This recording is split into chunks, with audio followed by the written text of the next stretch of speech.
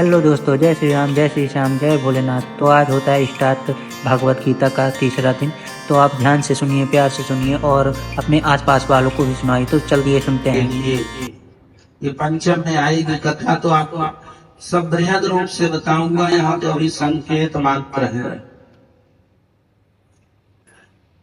इसके बाद ऋषियों की प्रार्थना से ये नौमी बार राजा पृथु के रूप में अवतार लिए। पृथु ने ही पृथ्वी का दोहन किया था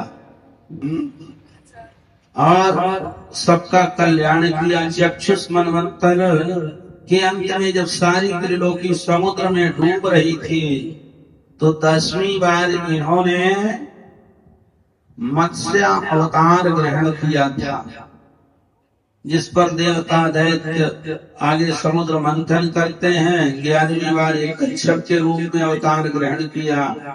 12वीं बार धन्वंतर के रूप में इन्होंने अवतार ग्रहण किया।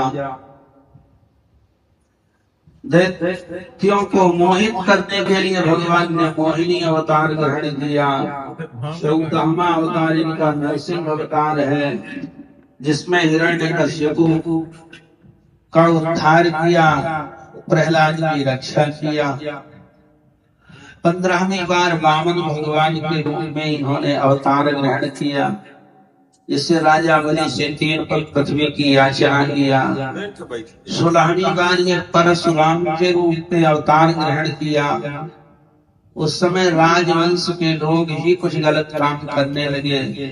उनका सतमार्ग में लाने के लिए परशुराम के रूप में अवतार ग्रहण किया। इसके बाद 17वें अवतार में सत्यवती के गर्भ से पाराशर जी के द्वारा व्यास जी के रूप में अवतीर्ण हुए, जिन्होंने वेदों का व्यास किया।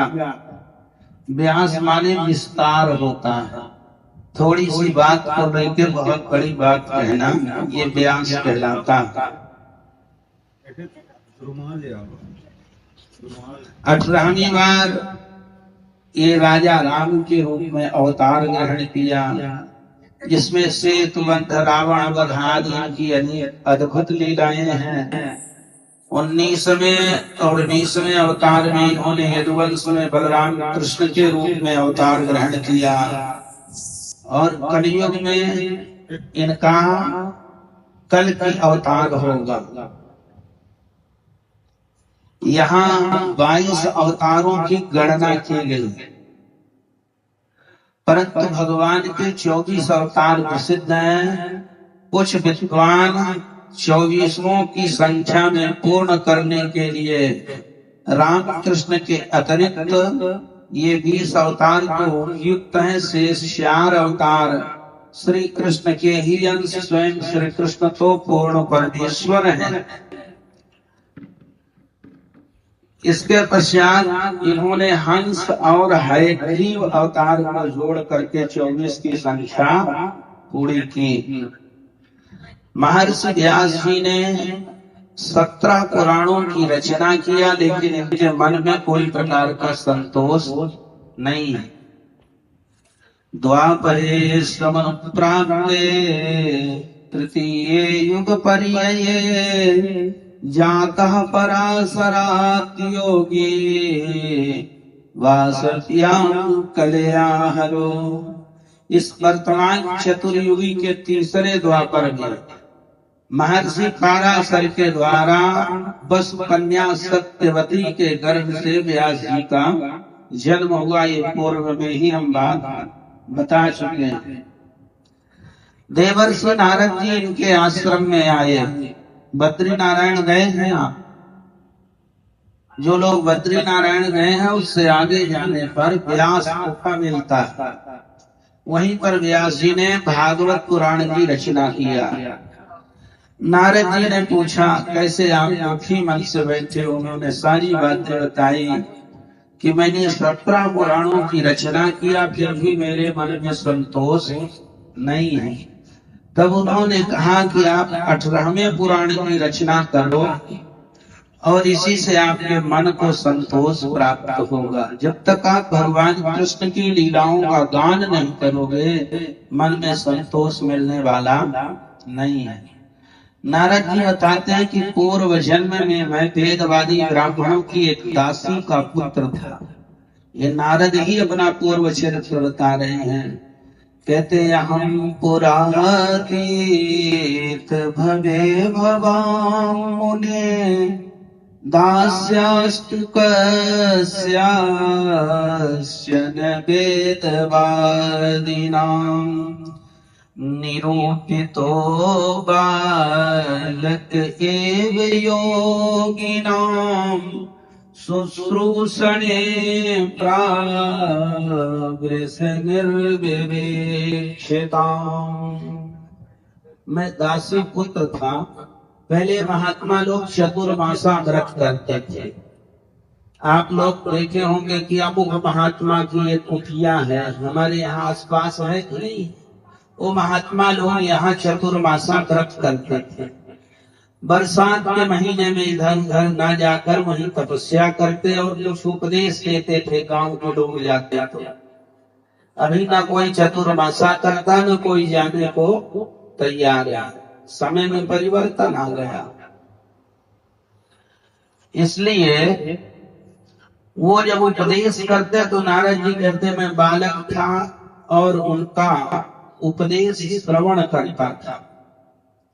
श्रवण करने के पश्चात मनन करता था और जो भी भोजन उनका बचता था उसे मैं खाता था। तो महात्माओं का प्रसाद खाते खाते बुद्धि निर्मल हो गई। आगे लिखा है उच्चस्थले पाननुमोदितो द्विजयी सकृत सभुञ्जे तदपस्य किल्विषः। उच्चस्थले का उच्चस्थ का अर्थ होता बचा हुआ, जूठा ऐसा नहीं जिसमें आप तुलसी दल डाल देते हैं। भगवान का जब भोग लग गया तो उच्चिष्ट नहीं उत्कृष्ट हो गया और उस उत्कृष्ट भोजन को करने के बाद बुद्धि निर्मल होती है। देखो कुछ हमारा लगता नहीं, केवल तुलसी दल डाल दो तो भगवान खा जाते हैं क्या? जल घुमा दो वो प्रसाद बन जाता है, फिर वो मीठा हो जाता है प्रसाद। यही प्रसाद की परिभाषा है जो परमात्मा को निवेदित कर दिया जाए। तुम ही निवेदित भोजन करही पटभूषण प्रसाद और धरही। पटभूषण जो भी ले आओ भगवान को अर्पण कर दो। भगवान उसे ले नहीं लेंगे लेकिन आपको पवित्र कर देंगे। उस अन्न को, वस्त्र को, आभूषण को जो आप भगवान को अर्पण कर देंगे। और हम इतना भी नहीं कर सकते तो कुछ नहीं कर सकते। हमारे यहाँ तो आया है आगे एकादश स्कंध में कायेन वाचा मनसेन्द्रियैर्वा बुद्ध्यात्मना वा प्रकृते स्वभावात् करोमि यद् सकलं परस्मै नारायणायेति समर्पयामि।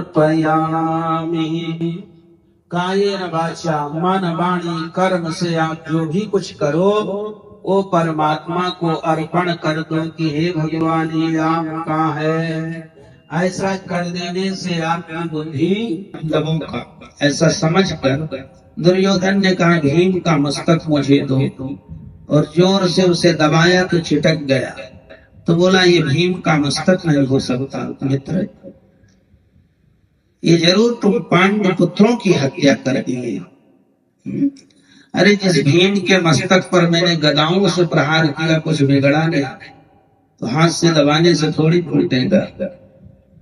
अब वो दुखित होता है दुर्योधन कि आज हमारे कुल में कोई जलांजलि देने वाला नहीं बचा।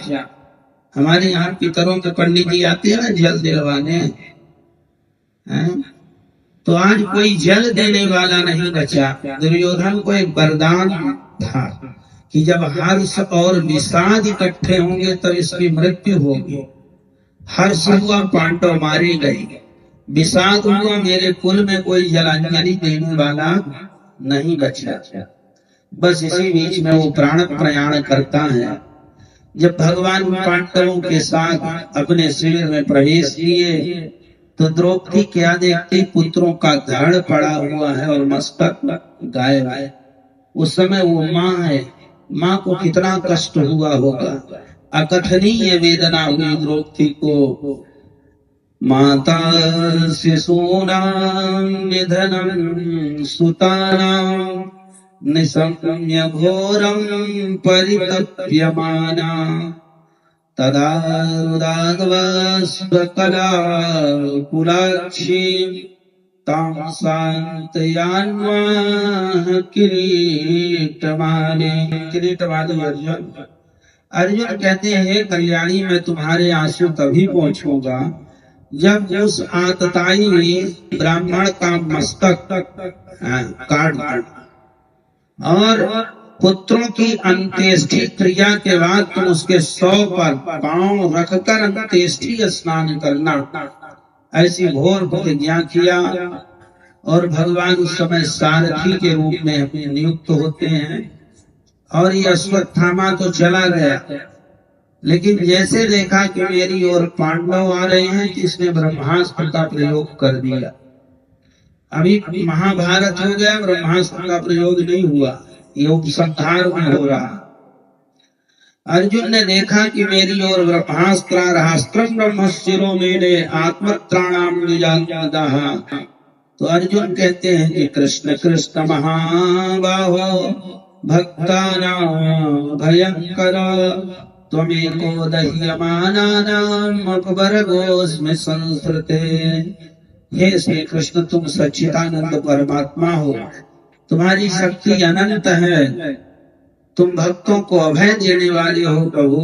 देखो ये मेरी ओर दहकता हुआ बाण आ रहा है, मुझे जला करके भस्म कर देगा, अब मेरी रक्षा कैसे हो। भगवान ने कहा कि देखो इसके लिए एक ही उपाय है मेरे हिसाब से, कि इस ब्रह्मास्त्र की आग को ब्रह्मास्त्र के ही आग से बुझा दो।